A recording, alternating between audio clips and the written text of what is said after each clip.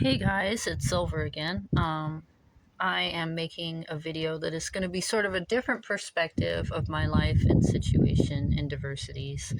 I made one before and I posted it in a group and I got a lot of really misunderstanding responses, and a lot of which were very much lack of dignity, I would say, in a lot of those responses. I didn't expect that because it was supposed to be a group that supported the type of post I was making. So I'm going to make this one now to sort of explain. I think I learned how a lot of people are conditioned to just go out of their way to misunderstand things when it has to, especially to do with someone who becomes economically limited. A disabled person that becomes that has a lot of limitations on how they can produce money, or become stuck in a situation where they can't. I think a lot of people just really don't understand that disability means an incapable of. And so truth is, I haven't spent any time idle. I haven't spent any time not actually working towards bettering my situation. And for about 9 years, I've continuously been in either abusive, exploitive, neglectful, or even human trafficking situations. At the beginning of which was some sex trafficking, which I managed to get away from pretty fast, but not to the point of actually escaping. Um, Vulnerable people get passed around, and it's because when you're disempowered and when you're stressed all the time, and you're going to be stressed if you don't know when you're going to eat, if you don't know where you're going to sleep, if you don't know if you're going to have safety, and that stress causes you to not be able to think straight. And it's not even a mental illness, it's just a human reaction. So I'm going to go back over my story again a little bit and explain the gigantic amount of misunderstandings that I got. So I did get a lot of supportive responses too, and I really appreciate that. And I just wanted to say that. Um, the amount of unsupportive responses I've gotten were also very large, and I didn't expect that. I put disclaimers letting people know that, that unsupportive responses were going to cause me stress, and people almost had to react against that. And I do have to say that the internet is not just here for everybody to just spout their opinions at people without, having any regard. You know what I mean? Like, we do have a responsibility not to contribute to people's physical illnesses by stressing them out. We don't have a right to do that. So, that's part of human rights and civil rights and dignity and things that I don't do. You would never catch me doing that. But okay, I'm going to start at the beginning here. I'm going to talk about a lot about my economic status. I'm going to talk a lot about my life. So, about starting in about 2007, you know, it was. I started running a business, and I started having success in my business is handmadehempjewelry.com, and I started to be successful at that time, and on Etsy, and selling a lot of jewelry. And it was surprising how much money I was making in jewelry. I was even selling through the recession and through the gas crunch and everything like that. Those things didn't affect me because I had affordable jewelry, and people still needed to buy presents for people, and so that stuff didn't affect me. That was really cool. And I was just getting to be part of different communities, art and music communities in California at the time too. So I was also vending, and it got to the point pretty quickly where I was making about $25,000 a year. And I know that doesn't sound a lot. And it's not that the economy was like so drastically bit different back then that made it a lot. I had a husband that also shared in that was not helping me with the business for the first 5 years of it. And he helped me in other ways, obviously. I can't drive, he drove, things like that. And when I was making $25,000 a year, for an entire decade from 2007 to 2017, I was donating $10,000 of that through my own means to helping communities I was part of directly, not donating to an organization, but actually providing food, water, tents, shelter, rides, medicine, mediation between people. I spent $10,000 a year on taking care of people for that entire decade. And for the first few years of it, I was also doing a lot of volunteer work for various different organizations to try to protect people and plants and animals and things like that. And for the second half of it, I had found a specific community that I was helping. And it got to the point where, so I spent $10,000 out of $25,000 a year every year for that entire decade on helping other people. And I threw free parties. My parties were about healing, music, and dancing, and had like good food and medicine. Sorry, I'm gonna sneeze. I'm trying not to. But anyway, excuse me. But I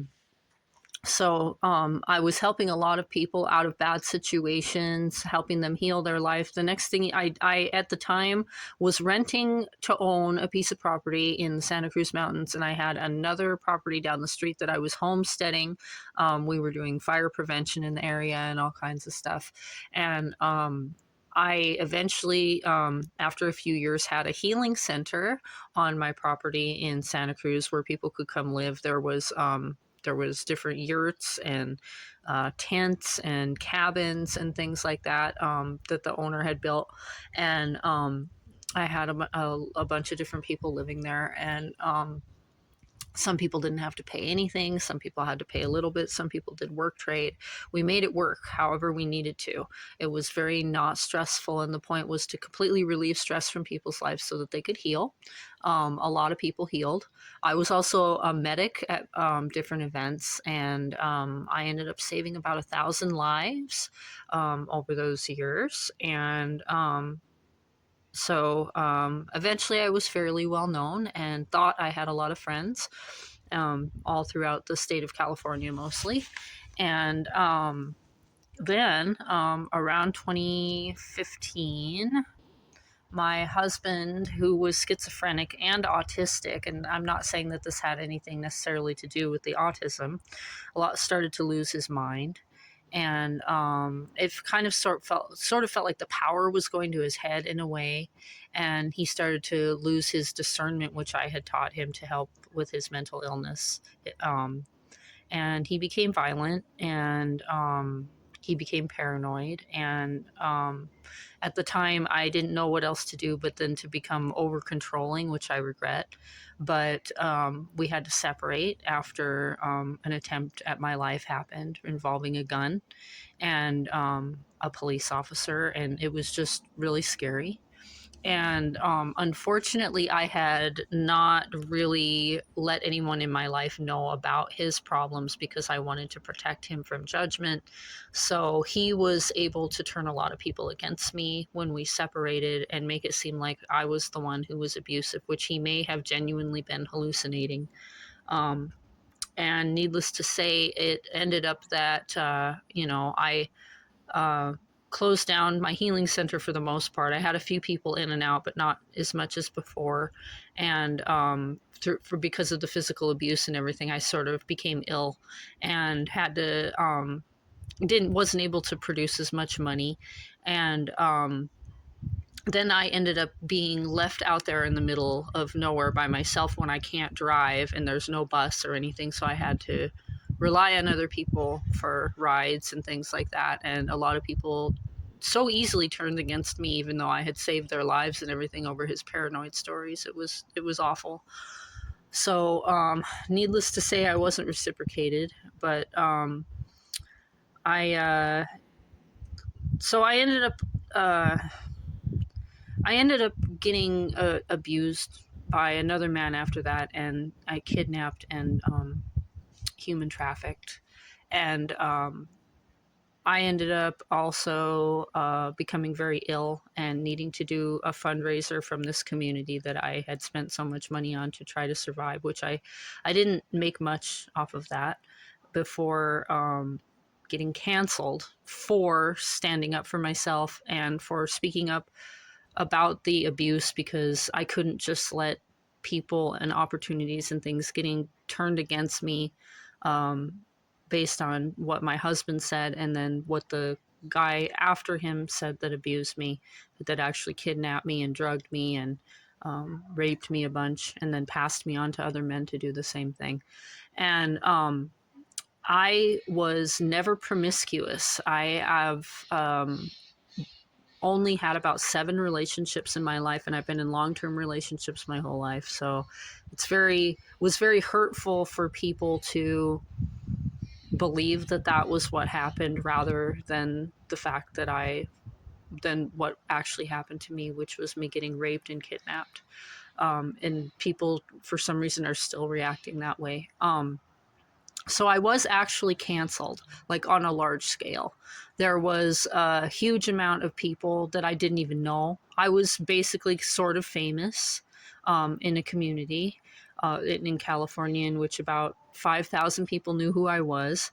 And people got involved who didn't know me. People made posts about it. People would corner me at parties. It was like all kinds of people who didn't even know me were talking about me. It's still going on to this day to some extent. So that was an actual valid cancellation. But during that whole time, I kept attempting to run my business. And I was exploited for the money that I made in my business to the point where I finally got too sick and had to shut down my business about 6 years ago. Um, and I started going to college in 2017. I studied psychology and then I studied anthropology. I took a small break and then I started studying various forms of technology. And then I have studied many other things since then. Let's just say I've been taking college classes most of the time since about 2017 when I was canceled. And oh man, I'm having allergies. I'm sorry about that. I'm outside. But here's my pepper plant. But I just wanted to say that so yeah, I got exploited for all of and exploited means that somebody took that money from me, you know, against my will in a way that I could not control in living situations. And I eventually shut my business down in 2020. And then after that, I was continuously brainwashed and abused. And I mean, most of it, I was weighing like 80 pounds. And when you're in that frame of mind, you're not in a frame of mind where you can uh, call the police and just go to a shelter. Like, you can't do that. Shelters aren't safe for the most part, just in case people didn't know that. And they're really not safe for people who are disabled and with trauma. Um, and you know, it's like you can't even think of how to escape. And if you can't drive and you don't have resources, and it's like, you know, I was so sick that the stress of escaping itself could have killed me. I had no way to get medical care. If you call 911 and just go to the emergency room, not much happens, you know, and they stabilize you and release you. Sometimes they'll listen to you if you want to tell them what's going on with your life and help you report it. Sometimes they won't. I did report everything, and police don't take things seriously from people who are hysterical, and you can't help but to be hysterical when you're in a lot of these situations. They also can't take cases when there isn't enough evidence, which there usually isn't for human trafficking victims. So a lot of, and that being said, even if they do take the case, that doesn't mean that you can end up with any real resources, because the only housing options they offer, again, are unsafe for trauma victims and for disabled people with certain disabilities. They're really high stress environments where you're in a room with someone else, and that doesn't work for a lot of people. So there are a lot of systemic gaps that people don't realize. When we're talking about like how you get housing through the government. Most of the waiting lists are closed or long. You have to fit into certain categories, which not everybody fits into. If it wasn't actually your partner that abused you, you're not a domestic violence victim. If you don't have children, you're not elderly, you're not a drug addict, you don't have the labeled non able bodied disabled status, which takes a lot more than a diagnosis. And it takes years to get on disability income. And it's a lot of work and a lot of stress. And that's not true for everybody with every disability. So people tend to think that it's the same for everybody, and it's not. If you have a complex chronic illness, it could take many years or up to 10 years or not happen at all.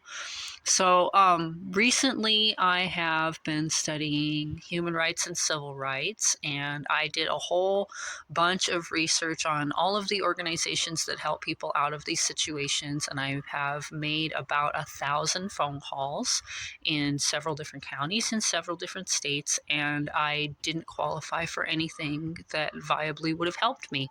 It wasn't that I missed anything, and I know other people have seen people get out of these situations, but I happen to be one of the people that falls through the cracks. I've tried very hard. So after 2020, I was put into what are called labor trafficking situations. It's also human trafficking, but it's a type of human trafficking where you're extorted for your labor, which means you have to do physical labor, emotional labor, just for me, I am somebody who people like to use as somebody to talk to support them, cooking, cleaning, massaging, all kinds of things like that. So I was shipped to many different places and extorted for what is called labor trafficking. I was working very hard. I was working between 30 and 50 hours a week. By the end of it, I was exploited for about $250,000 worth of labor that I wasn't paid for. So that wasn't me being idle. That wasn't me not working. That was me getting taken advantage of in a situation I had no way to get out of. I was continuously, when the situations became abusive enough, calling the police, reporting things, calling every organization possible. And I have a very high IQ and am smart, and I could not escape these situations. To be honest with you, I am still stuck in a bad situation because of this. And I just want people to realize that looking at me as this like awful person that hasn't worked in forever isn't the case. And it took a lot of courage to speak up about everything that has happened to me, and it took a long time, and it's taken a lot of courage to get to the point where I'm actually trying to reach out for help, because since I can't get any help from the government or organizations, which I have proven, I need actual people to help me. And I can't be in pressuring situations anymore. In fact, I just got out of the hospital. I have an extremely weak heart, and that's because I can't handle any more stress, being evicted, being shipped around, not knowing where I'm going, not knowing how I'm going to eat, having to deal with people constantly pressuring me. My body can't take it anymore. Absolutely having to do, work trade and not being able to relax, and, just all of the abuses that I have been through. I'm going to need at least a year to recover, and I would like to rebuild my business. That's what I want to do. So just to prove to you something about me being at the doctor, here is my heart monitor. So I had a deep talk with a counselor, not because I'm having psychiatric problems. By the way, I certifiably have no psychiatric problems, but still just trying to basically kind of talk about my condition and how I need to lessen my stress. And people don't even understand what stress is anymore. But it's like I worked that hard and I did all that stuff, and I'm worn out. That's what it comes down to. And it's going to take me at least a year of lack of stress to be able to recoup from this. And if people think I don't deserve that, well, then I guess I don't deserve to live. And what I would ask then is to be able to have at least a dignified ending. Not that I'm going to kill myself or something like that, but I've had so many near-death experiences that if I go without resources, then my body shuts down. I have an autonomic disorder, which means that my breathing and my heart slow down and stop, or my heart will speed up to the point of nearly a heart attack. I've been persistently in that situation for years.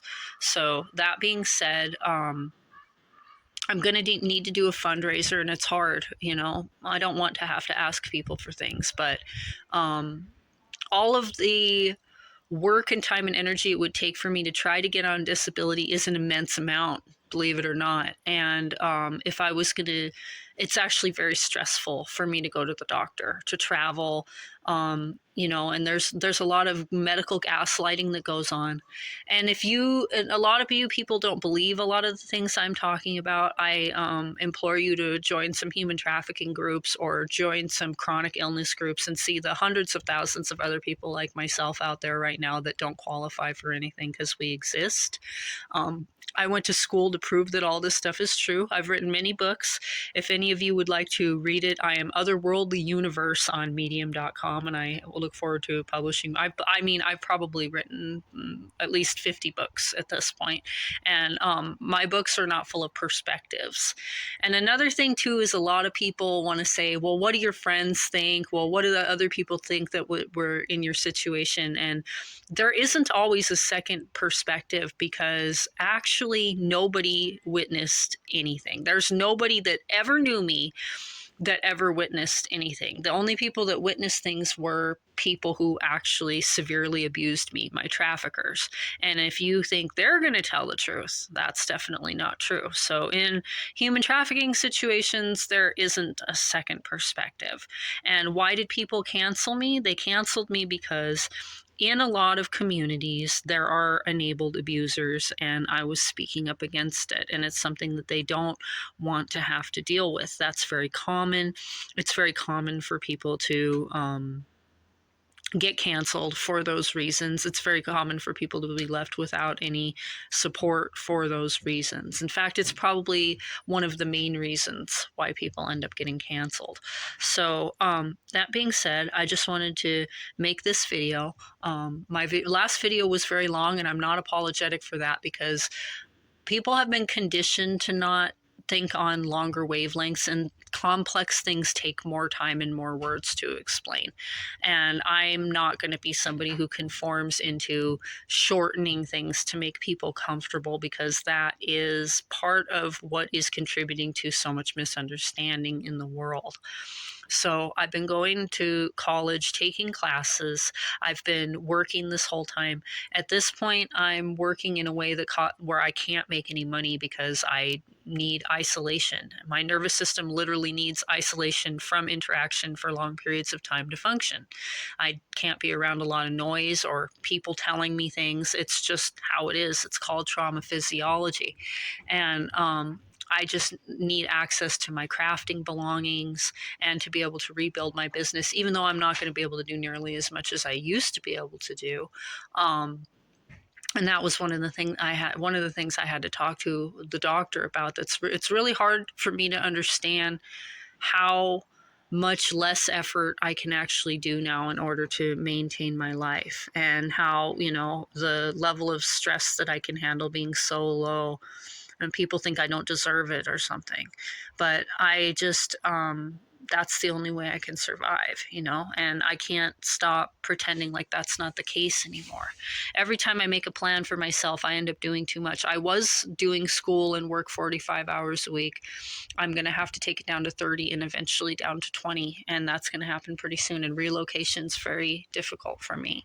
So just having a living situation where people can actually leave you alone and actually understand that I can't have interactive stress, it's nearly impossible, especially since I'm not going to be able to pay rent for a long time.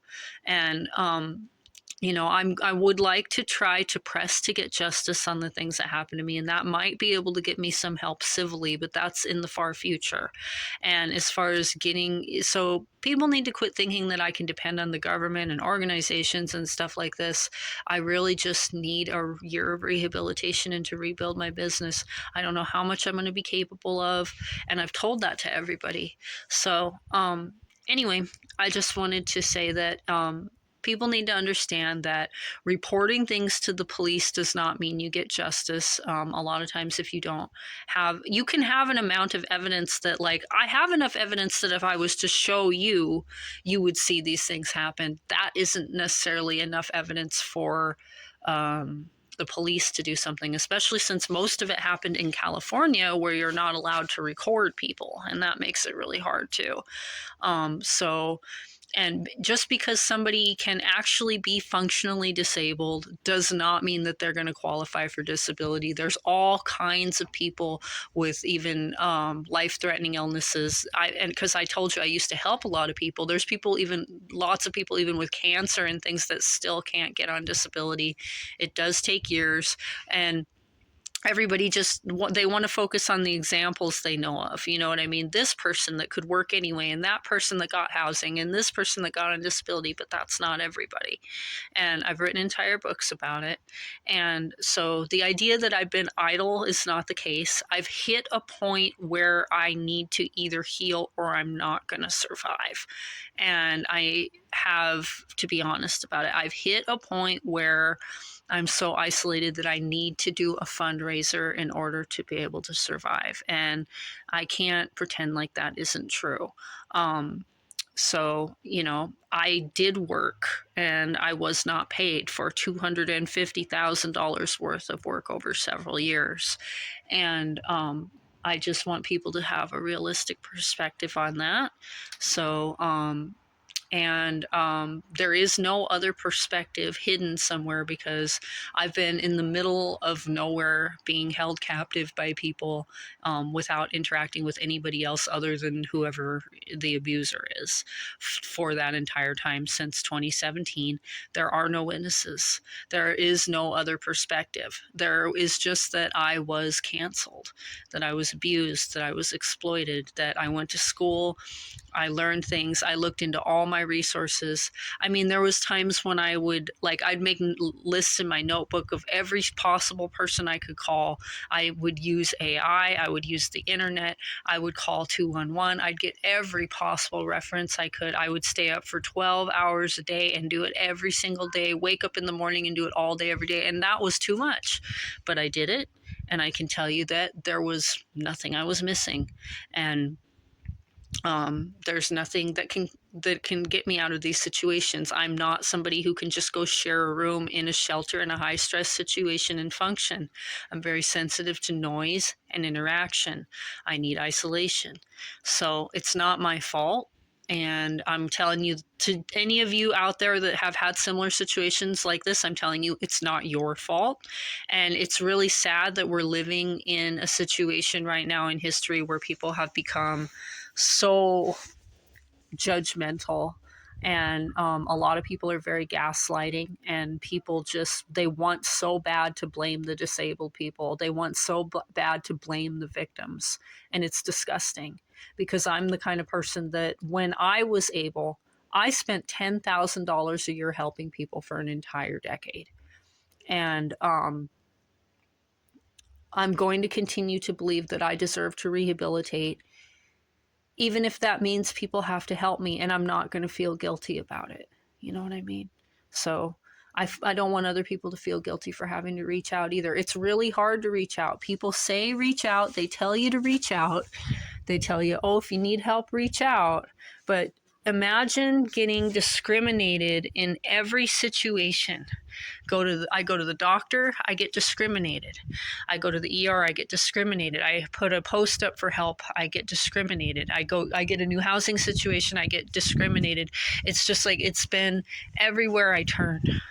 And it affects your nervous system, and that affects your ability to be healthy, and that affects your ability to be productive.